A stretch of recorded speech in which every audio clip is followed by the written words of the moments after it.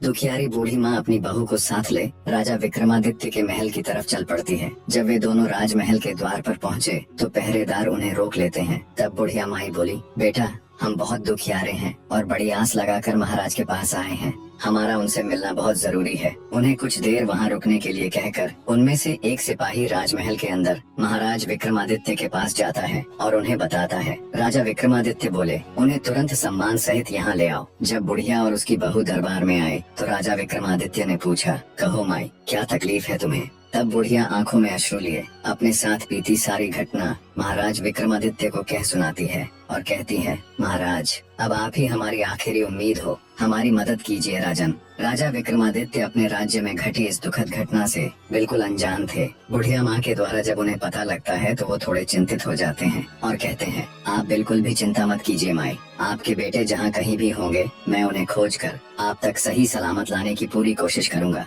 राजा विक्रमादित्य का आश्वासन मिलने पर बुढ़िया माँ और उसकी बहू को कुछ राहत मिलती है। राजा विक्रमादित्य बोले, माई आप अपने घर लौट जाएं, भगवान ने चाहा तो जल्दी ही आपके दोनों बेटे आकर आपसे मिलेंगे। राजा विक्रमादित्य अगले दिन पूरी तैयारी कर अपने घोड़े पर सवार हो निकल पड़ते हैं दैत्य दंभिकासुर के ठिकाने की खोज में। चलते चलते वे भी उस साधु महाराज की कुटिया के पास पहुंच जाते हैं। सोचा कुछ देर सुस्ता लिया जाए। घोड़े से उतरकर जब राजा विक्रमादित्य कुटिया के अंदर जाते हैं तो उन्हें देखते ही महात्मा जी प्रसन्न हो जाते हैं और कहते हैं, आओ विक्रमादित्य, बहुत समय से तुम्हारा ही इंतजार था। साधु महाराज की बात सुन विक्रमादित्य चौंक जाते हैं। असमंजस में वे साधु बाबा के पास गए और उनके चरण छूकर उन्हें प्रणाम करते हुए बोले, हे साधु महाराज, अभी आपने कहा कि आपको मेरा ही इंतजार था, मैं उस बात को समझ नहीं पाया, कृपया मुझे और बताएं। तब महात्मा जी ने राजा विक्रमादित्य को शुरू से लेकर अब तक का सारा वृतांत कह सुनाया और बोले, बेटा विक्रमादित्य, मैं एक लंबे अरसे से तुम्हारी ही प्रतीक्षा कर रहा था, क्योंकि तुम ही हो जो उस दुष्ट के सभी प्रश्नों के उत्तर देने के साथ साथ उसे मल युद्ध में भी हराने की क्षमता रखते हो। बेटा उस दुष्ट दानव के कारण पता नहीं कितने ही घरों को ताला लग गया।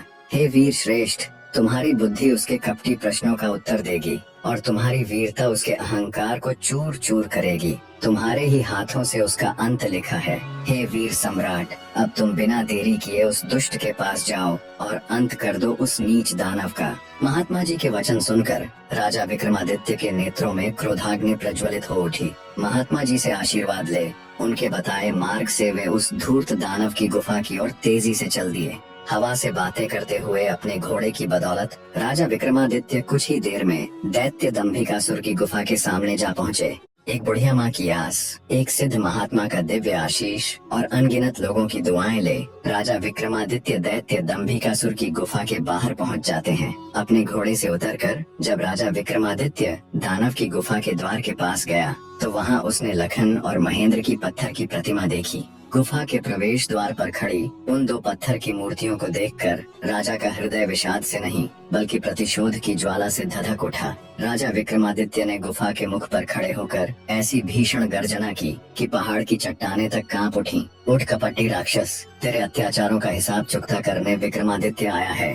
जब राजा विक्रमादित्य की गर्जना भरी ललकार दैत्य दंभिकासुर के कानों में पड़ी तो वो सक पकाकर आंखों में क्रोधाग्नि लिए दहाड़ता हुआ गुफा से बाहर आता है और कहता है, आज कौन मूर्ख मेरे हाथों से मरने आया है? आज कौन सा कीड़ा, कौन धरती का बोझ है जो दंभिकासुर को ललकार रहा है? दैत्य दंभिकासुर को देख क्रोधित राजा विक्रमादित्य बोला, ओह तो तू है वो मक्कारी दानव जो देवताओं के वरदान की आड़ में छिपकर लोगों को पत्थर का बनाने के लिए छल कपट से अपने ऊपर आक्रमण करने के लिए उन्हें उकसाता है। दुष्ट राक्षस, क्या मिला तुझे ऐसा करके? पर अब और नहीं, तेरे पाप का घड़ा भर चुका है, तेरा अंत अब ज्यादा दूर नहीं। राजा विक्रमादित्य की आत्मविश्वास भरी बातें सुन दंभिकासुर थोड़ा सक पकाया। राजा विक्रमादित्य बोले, पूछ पापी राक्षस, कौन से हैं तेरे वो 7 सवाल? मैं जवाब देने के लिए तैयार हूँ। राजा विक्रमादित्य की बात सुन दैत्य दंभिकासुर बोला, ओ तो अब तू मेरे सवालों का जवाब देगा कीड़े? अगर तुझ में हिम्मत है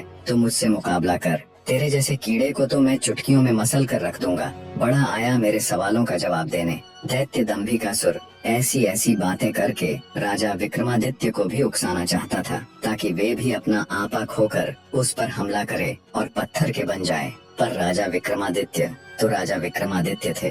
दैत्य की बात सुन राजा विक्रमादित्य बोले, सुन अहंकारी राक्षस, मैं तेरे उकसावे में आकर तुझ पर आक्रमण करने वालों में से नहीं हूँ। मेरा वक्त जाया मत कर और जल्दी से अपने वो सवाल पूछना शुरू कर। ये माया मुझे भी बहुत आती है। इतना कह राजा विक्रमादित्य अपने 4 वीरों को बुलाकर उन्हें बड़े आकार में आने के लिए कहते हैं। विक्रमादित्य के आदेश देते ही पलक झपकते ही उनके चारों वीर प्रकट हो गए और देखते ही देखते अपने विशाल आकार में आ गए।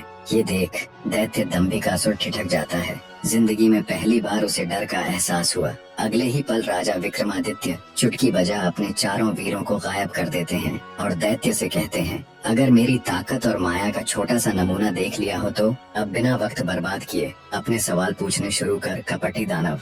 सब देख और सुन दानव विचार करता है कि अब तो कोई चारा नहीं, ये मेरे बहकावे में आने वाला नहीं है। वो अपनी गुत्थी सुनाना शुरू करता है। तो सुनो राजा, मदन और रतन 2 जिगरी दोस्त थे। एक बार व्यापार के सिलसिले में दोनों प्रदेश गए हुए थे। अच्छा खासा लाभ लेकर जब दोनों मित्र वापस घर लौट रहे थे तो रास्ते में उन्हें एक अति सुंदर स्त्री दिखाई दी, जिसको देखते ही दोनों उस पर मुग्ध हो गए। उससे पूछा, तुम कौन हो सुंदरी, और यहाँ जंगल ब्याबान में अकेली क्या कर रही हो? तब उस स्त्री ने बताया कि वह अपने घर से अपने पति के साथ अपनी ससुराल लौट रही थी। तब रास्ते में कुछ डाकुओं ने उन्हें लूटकर उसके पति की हत्या कर दी और सारा धन लेकर फरार हो गए। बस तभी से वो इस जंगल में भटक रही है। तब मदन बोला, हे देवी, तुम चिंता मत करो, हम तुम्हें सही सलामत तुम्हारे घर छोड़ देंगे। मदन की बात सुन स्त्री रुदन करती हुई बोली, नहीं, मैं अब ना तो अपने घर जाऊंगी और ना ही अपनी ससुराल, क्योंकि सब मुझे ही अभागन और उल्टा समझेंगे। इससे अच्छा तो मैं यही अपने प्राण त्याग दूंगी। स्त्री की बात सुन मदन और रतन उसे आपसी सहमति से अपने साथ लेकर चल पड़े। रास्ते में उन दोनों ने विचार किया कि अब इस स्त्री का क्या किया जाए। क्या फिर से इसका विवाह कर दे या फिर हम दोनों में से ही कोई एक इसके साथ विवाह कर ले। उन दोनों में से विवाह वाली बात दोनों मित्रों को ठीक लगी। जब उन्होंने उस स्त्री से इस बारे में पूछा तो वो स्त्री बोली, मुझे तो तुम दोनों ही अच्छे लगते हो। ये सुन दोनों मित्र और अधिक उलझन में पड़ गए। अंततः दोनों ने फैसला किया कि पर्ची डाली जाए, जिसका नाम आएगा वो ही इस युवती के साथ विवाह करेगा। पर्ची डाली गई तो सुंदर स्त्री मदन के हिस्से में आई। मदन ने उससे विवाह कर लिया और दोनों अच्छे से अपना जीवन व्यतीत करने लगे। समय का चक्र घूमा और एक संतान होने के बाद मदन किसी दुर्घटना का शिकार हो गया। मदन के मरने के बाद स्त्री रत्न के पास गई और धन व्यापार में अपना हिस्सा मांगने लगी, पर असल में व्यापार और धन में मदन की कोई भागीदारी नहीं थी, तो रतन ने उसे साफ मना कर दिया। राजा विक्रमादित्य पूरे ध्यान से दैत्य दंभिकासुर की ये कहानी सुन रहे थे। आगे दंभिकासुर बोला तो रतन के मना करने पर वो स्त्री राज दरबार में पेश हो गई। राजा ने जब दोनों पक्षों की बात सुनी तो रतन के हक में फैसला सुनाया और बोला, रतन की दौलत में स्त्री का कोई हक नहीं है। इतनी कहानी कह दैत्य दंभिकासुर राजा विक्रमादित्य से बोला, बता क्या उस राजा का फैसला सही था? दैत्य की बात सुन राजा विक्रमादित्य हल्के से मुस्कुराते हुए बोले, नहीं, अगर मैं उस राजा की जगह होता तो मैं निर्णय लेता कि उस स्त्री को रतन की दौलत में से हक मिलना चाहिए। दैत्य बोला, ऐसा क्यों? राजा विक्रमादित्य बोले, भले ही मदन के भाग में वो स्त्री पर्ची पर उसका नाम आने से आई थी, पर एक प्रकार से वह संपत्ति तो दोनों की ही बराबर थी, इसलिए उस स्त्री को बिल्कुल उत्तराधिकार है रत्न की संपत्ति में हिस्सा मांगने का। राजा विक्रमादित्य की बात सुन दैत्य पूरी तरह उनके जवाब से संतुष्ट होता हुआ बोला, तुमने बिल्कुल ठीक कहा, तुम्हारा फैसला वाकई में उचित होता। आगे दैत्य दंभिकासुर बोला, पर ज्यादा खुश होने की जरूरत नहीं, अभी मेरे 6 सवाल और बाकी हैं। राजा विक्रमादित्य बोले, पूछो दुष्ट राक्षस, मैं तुम्हारे सवालों का जवाब देने ही यहाँ आया हूँ। दैत्य दंभिकासुर थोड़ा हिचकिचा कर बोला, तो सुनो राजा, सिंधुपुर राज्य पर समरवीर नाम का एक बड़ा दयालु और प्रतापी राजा राज करता था। वो अपनी प्रजा की हर यथासंभव मदद किया करता था। एक दिन उसके दरबार में एक बनिया अपने 3 अंधे पुत्रों के साथ आया। सबने राजा को प्रणाम किया। बनिया राजा से बोला, महाराज, मैं इस समय बहुत विपदा में हूँ, कृपया मुझे 1000 स्वर्ण मुद्राएं कर्ज दें, मैं 6 माह बाद वापस कर दूंगा। हे राजन, तब तक मैं इन स्वर्ण मुद्राओं के बदले अपने तीनों बेटों को आपके पास गिरवी रख दूंगा। बनिए की बात सुन राजा बोला, आपके तीनों पुत्र तो अंधे हैं, भला ये मेरे किस काम के? बनिया बोला, ऐसा न कहें राजन, मेरे तीनों बेटे बहुत गुणी हैं। पहला लड़का घोड़ों की पहचान में अद्वितीय है, दूसरा लड़का आभूषणों का अद्भुत पारखी है और तीसरा लड़का शस्त्रों का पारखी है। बनिए की ये बात सुन राजा को बहुत आश्चर्य हुआ। बोला, पर ये कैसे संभव है? बनिया बोला, महाराज, मेरे बेटे स्पर्श और गंध के आधार पर कार्य करते हैं। अगर इनकी एक भी बात गलत निकले तो आप इनकी गर्दनें उड़ा देना और मेरे आने पर मुझे भी दंड देना। बनिए की बात से राजा समरवीर सहमत हो जाता है। उसने बनिए की मांग के अनुसार उसको 1000 स्वर्ण मुद्राएं दे दी। राजा ने उन तीनों लड़कों के खान पान तथा रहने की उचित व्यवस्था कर दी। समय बीतने लगा। एक दिन एक घोड़ों का व्यापारी राजा के पास आया। उसने एक बड़ा सुंदर घोड़ा राजा को दिखाया। घोड़े की सुंदरता और उसकी कद काठी देखकर राजा का मन ललचा गया। वे उसे खरीदने को तैयार हो गए। घोड़े का व्यापारी बोला, महाराज, एकदम काबुली घोड़ा है, बड़ी मेहनत से आपके पास लाया हूँ,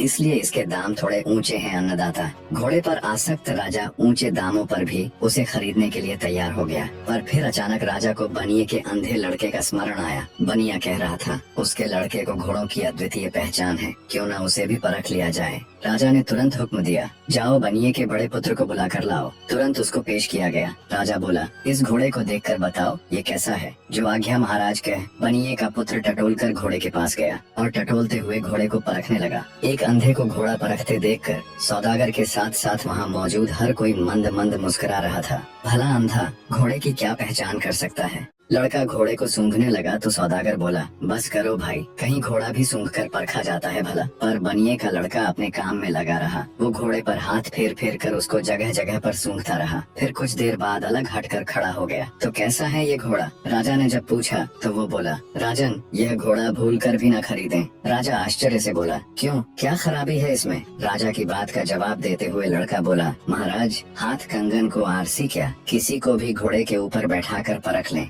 राजा ने तुरंत एक सैनिक को आदेश दिया। आदेश पाते ही सैनिक घोड़े पर बैठा और उसे चलाने लगा। कुछ दूर तक तो घोड़ा ठीक से चला, फिर घोड़े ने सैनिक को बुरी तरह पटक दिया और हिनहिनाने लगा। ये देख सौदागर आश्चर्यचकित रह गया और बोला, राजन, ये घोड़ा मेरे साथ ऐसा तो कभी नहीं करता। राजा कुछ कहता उससे पहले ही अंधा बोल उठा, तुम्हारे साथ क्या? हर ग्वाले के साथ ये ऐसा नहीं करेगा। तुम ग्वाले हो, गाय भैंस का रोजगार छोड़कर घोड़ों का व्यापार कर रहे हो। हैरान होता हुआ व्यापारी बोला, मैं ग्वाला हूँ, ये बात तुमको कैसे पता चली? अंधा बोला, यह घोड़ा तुम्हारे ही घर जन्मा है, इसके माँ बाप भी तुम्हारे पास ही थे। तुमने इस घोड़े को भैंस का दूध पिलाया है, इसकी महक लेते ही मैं समझ गया था, इसलिए मैंने महाराज को ये घोड़ा खरीदने से मना किया। सौदागर चकित रह गया। बनिए का अंधा लड़का एकदम सच कह रहा था। सौदागर ने हाथ जोड़कर राजा से क्षमा मांगी और चुपचाप अपने घोड़े को ले वहाँ से चला गया। सारा माजरा देख राजा उस बनिए के लड़के से बहुत प्रसन्न हुआ। उसने आदेश दिया, इसकी खुराक दुगुनी कर दी जाए और इसके रहने सहने का प्रबंध और अच्छे से कर दिया जाए। अब बनिए के तीनों लड़के बड़े ठाठ से राजा के यहाँ रहने लगे। एक दिन एक जौहरी राज दरबार में आया। उसने अनेकों प्रकार के हीरे जवाहरात राजा को दिखाने शुरू कर दिए।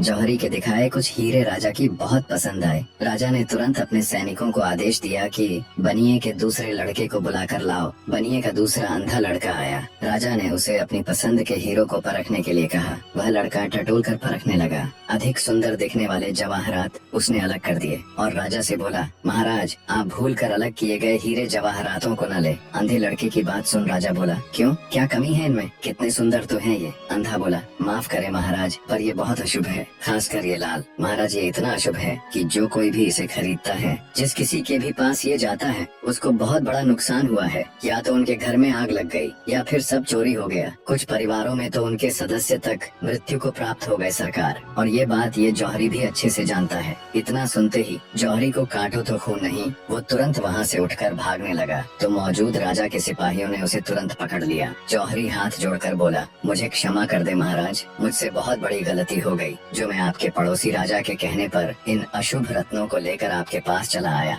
राजा के गुस्से का कोई ठिकाना नहीं था। उसने तुरंत उस जौहरी को कैद खाने में गिरवा दिया और बनिए के मध्यम वाले लड़के से खूब खुश हुआ। उसकी खूब तारीफ की और आदेश दिया कि इसकी भी खुराक दुगनी कर दी जाए। दो अंधे लड़के अपनी अपनी कारीगरी में सफल हो चुके थे। सबसे बड़े वाले ने अंधा होते हुए भी घोड़े को सूंघकर राजा को एक खराब घोड़ा लेने से बचाया, तो मध्यम वाले ने हीरों को टटोल कर उसे शापित हीरे लेने से बचाया। इसी प्रकार एक दिन राज दरबार में शस्त्र विक्रेता आया और बनिए का तीसरा यानी सबसे छोटा लड़का भी परीक्षा में सफल रहा। उसने भी सिर्फ काम आने वाले बेहतरीन हथियारों को ही राजा के लिए चुना। राजा छोटे वाले से भी बहुत खुश हुआ। उसने हमेशा की तरह आदेश दिया कि इसकी खुराक भी दुगुनी कर दो। कुछ समय बाद एक दिन तीनों अंधे लड़कों का पिता बनिया वापस आ गया। उसने राजा से लिया हुआ सारा आरण वापस कर दिया और अपने तीनों लड़कों को लेकर वापस जाने लगा। तब राजा बनिए से बोला, तुम इन तीनों लड़कों के बाप हो, तुम्हारा क्या गुण है? राजा की बात सुन बनिया बोला,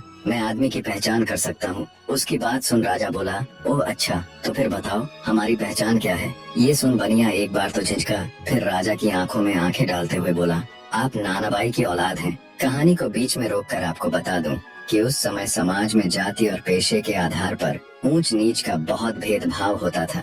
बनिए ने राजा के पूर्वजों को नानबाई यानी एक रोटी या ब्रेड बनाने वाले के वंशज कहकर यह जताने की कोशिश की कि राजा किसी राजवंश से नहीं बल्कि एक साधारण पृष्ठभूमि से आया है। फिर से कहानी में चलते हैं। आगे बनिया बोला, जब भी मेरे लड़कों ने अपनी अद्वितीय पहचान दिखाते हुए कोई अद्भुत कार्य किया तो आपने उन्हें कोई पुरस्कार न देकर हर बार उनकी खुराक यानी खाना ही बढ़ाया है। इतना सुनते ही राजा के पूरे तन बदन में आग लग गई। क्रोध में अंधे राजा ने हुक्म देकर न सिर्फ बनिए को बल्कि उसके तीनों पुत्रों को भी मौत के घाट उतरवा दिया। इतनी कहानी कह दैत्य दंभिकासुर राजा विक्रमादित्य से बोला, बताओ बनिए को उसके लड़कों समेत मारने वाला राजा पाप का भागी बना या नहीं। राजा विक्रमादित्य बोले, खून का असर भला कभी जा सकता है क्या। बनिए को समझदारी से काम लेना था, अपने कारण वह बेटों समेत मौत की गोद में समा गया। इसमें पाप का भागी राजा नहीं बल्कि वो बनिया ही था। राजा विक्रमादित्य की बात सुन दैत्य दंभिकासुर बोला, तुमने बिल्कुल ठीक कहा विक्रमादित्य। इतना कह दैत्य चुप हो जाता है। उसे अनुभव होता है जैसे उसके हर सवाल के जवाब के साथ उसकी शक्ति कम होती जा रही है। उसने देवताओं को प्रसन्न कर जो वरदान लिया था उस कारण वो गुत्थियों के दिए गए सही जवाबों को झुठला भी नहीं सकता था। उसके चेहरे पर डर और गहरी सोच देख राजा विक्रमादित्य बोले, क्या हुआ दुष्ट राक्षस, अब किस सोच में पड़ गया। इतना अगर तू पाप करने से पहले सोच लेता तो आज इस दिन की नौबत ही नहीं आती। अपना अगला सवाल पूछ पापी दानव।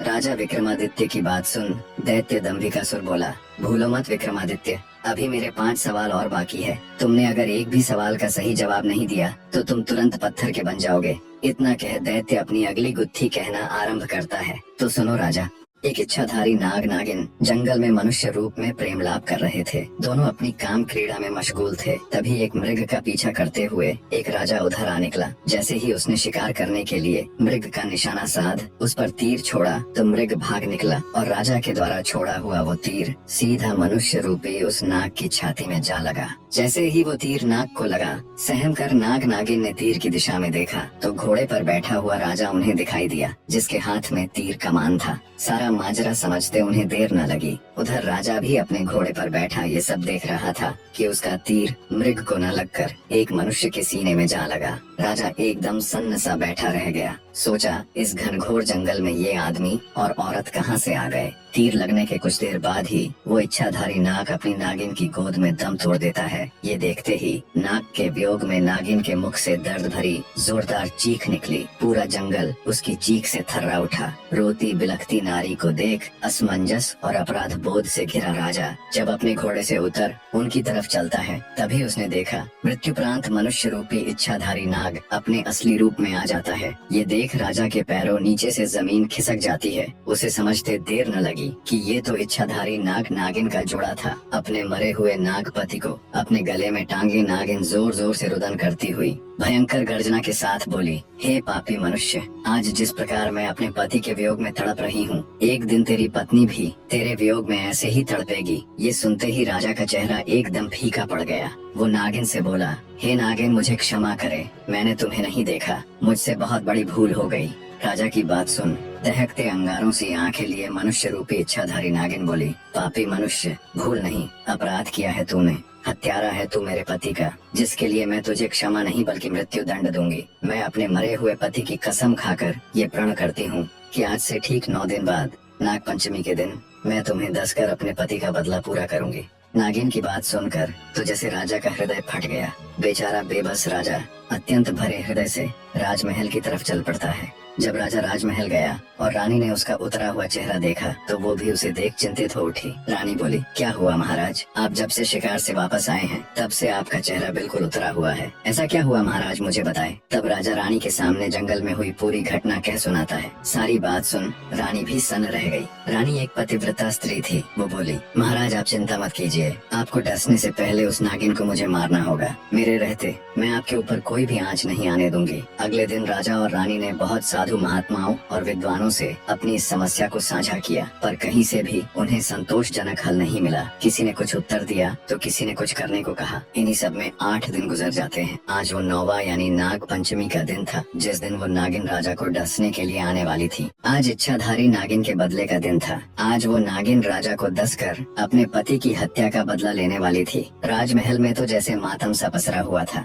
मारे भय के राजा महल के कमरे में दुबका हुआ था। उसने अपने कक्ष से लेकर महल के मुख्य द्वार तक सिपाहियों को तैनात कर दिया। महल के चारों तरफ सिपाहियों का कड़ा पहरा था। तभी भिक्षा के लिए एक सिद्ध महात्मा जी राजमहल पधारे। महल में पसरा हुआ मातम देख जब महात्मा जी ने द्वारपालों से कारण पूछा तो द्वारपाल ने सारा किस्सा महात्मा जी को कह सुनाया। द्वारपाल की बात सुन महात्मा जी बोले, तुम मुझे फौरन अपनी रानी के पास ले चलो। तब एक द्वारपाल अंदर गया और उसने महारानी को बाहर उस महात्मा के आने का किस्सा बताया। द्वारपाल की बात सुन महारानी खुद ही राजमहल के द्वार पर गई और सम्मान पूर्वक महात्मा जी को राजमहल के अंदर ले आई। उन्हें अच्छे से जलपान कराया और हाथ जोड़कर बोली, हे साधु बाबा, आप हमारी विपत्ति से भली भांति परिचित हो चुके हैं, अब आप ही कोई युक्ति बताएं महाराज। महारानी की बात सुन साधु जी बोले, सुनो बेटी, इसका एक उपाय तो है पर पक्का नहीं है कि वो इच्छाधारी नागिन तुम्हारे पति को छोड़ ही देगी। साधु की बात सुन महारानी बोली,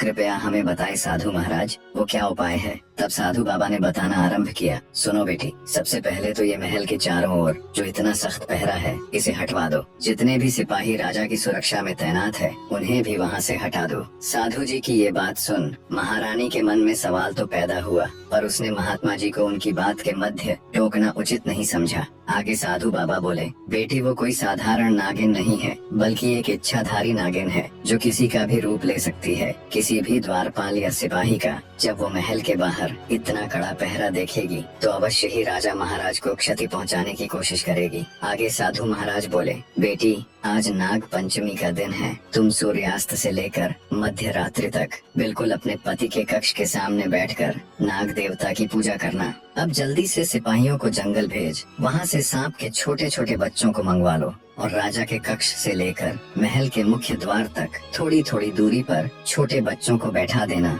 जो जंगल से लाए गए सांप के छोटे बच्चों को दूध पिलाएंगे। और अंतिम और सबसे जरूरी कार्य, महल के मुख्य द्वार से राजा के कक्ष तक सुगंधित फूल बिछवा दो। इतनी युक्ति बता। साधु बाबा बोले, बेटी बस एक यही रास्ता है जिससे उस इच्छाधारी नागिन का हृदय पिघल सकता है। कहते हैं बैरी यानी शत्रु का आदर करना चाहिए। इतनी बात बता। साधु महाराज महल से चले जाते हैं। रानी ने साधु के बताए अनुसार ही सारी व्यवस्था कर दी। राजा की सुरक्षा में तैनात सभी सैनिकों को हटा दिया। महल के चारों ओर से भी सिपाहियों का पहरा हटवा दिया। राजा कक्ष से लेकर महल के मुख्य द्वार तक ताजे सुगंधित फूल बिछवा दिए और खुद राजा के कक्ष के द्वार पर बैठकर नाग देवता की पूजा करने लगी। जब रात्रि का पहला पहर शुरू हुआ तो वो इच्छाधारी नागिन राजा से अपने पति की हत्या का बदला लेने के लिए आई। नागिन राजा को डस कर उसे मारने के लिए जब राजमहल के मुख्य द्वार से अंदर जाती है तो वो दंग रह जाती है। उसने देखा महल के मुख्य द्वार से महल के अंदर तक अत्यंत खूबसूरत और नाना प्रकार के सुगंधित फूल रास्ते में बिछाए गए हैं। फूलों के स्पर्श और उनकी महक से नागिन मंत्र मुग्ध होती हुई आगे बढ़ती है और सोचती है, मैं तो ये सोच कर आई थी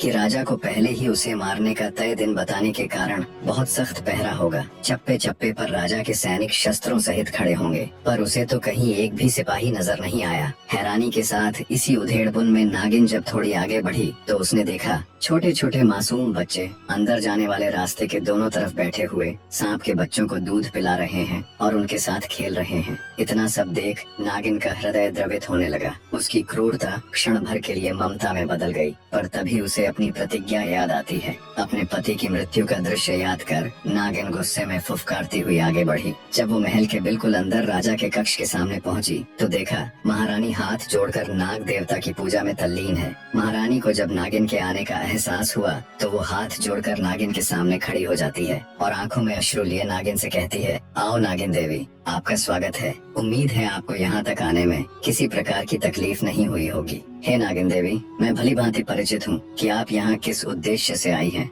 मेरे पति से अनजाने में ही सही, पर हुआ तो बहुत बड़ा अपराध है, इसलिए मैं आपको उन्हें डसने से बिल्कुल भी नहीं रोकूंगी। पर मेरी आपसे एक गुजारिश है, आप मेरे पति को डस कर उनके प्राण हरे, उससे पहले आप मुझे भी डस ले। मैं एक पतिव्रता स्त्री हूँ, मैं ये कदापि नहीं देख सकती कि मेरे जीते जी मेरे पति को कुछ भी हो जाए। इतनी कहानी कह दैत्य दंभिकासुर राजा विक्रमादित्य से पूछते हैं, बताओ विक्रमादित्य, क्या वो नागिन राजा को डस कर अपने मरे हुए पति की खाई हुई कसम पूरी कर अपनी प्रतिज्ञा निभाएगी या नहीं। दोस्तों, कहानी में आगे बढ़ने से पहले और राजा विक्रमादित्य का जवाब सुनने से पहले ये सवाल आप सब के लिए भी है। दैत्य दंभिकासुर के प्रश्न का जवाब देते हुए राजा विक्रमादित्य बोले, नहीं दुष्ट राक्षस, वो नागिन राजा को नहीं डसेगी, क्योंकि जब उसने महल में प्रवेश करते समय अपना सत्कार देखा और नन्हे बच्चों को छोटे सांपों को दूध पिलाते देखा तो उसका हृदय तो पहले ही पिघल चुका था, बाकी बचा खुचा गुस्सा भी रानी की पतिव्रता देखकर पिघल गया। आखिर थी तो वो भी एक औरत ही, बदले की सीमा से पतिव्रत बहुत आगे निकल गया। और रही बात मरे हुए पति की कसम खाकर बदले की प्रतिज्ञा की, तो नागिन ने पास ही जल रहे पूजा के हवन कुंड में खुद को झोंक कर अपने प्राण त्याग दिए। अब न वो जिंदा रहेगी और न उसे अपनी प्रतिज्ञा पूरी करनी पड़ेगी। विक्रमादित्य का जवाब सुन दैत्य दंभिकासुर निराश होते हुए बोला, तुमने ठीक कहा, तुम वाकई में बहुत बुद्धिमान हो राजा विक्रमादित्य, पर अभी भी मेरे 4 सवाल बाकी हैं। कहानी का तीसरा यानी अंतिम अध्याय भी बहुत जल्दी लेकर आएंगे। बने रहे मेरे लाडले दर्शकों।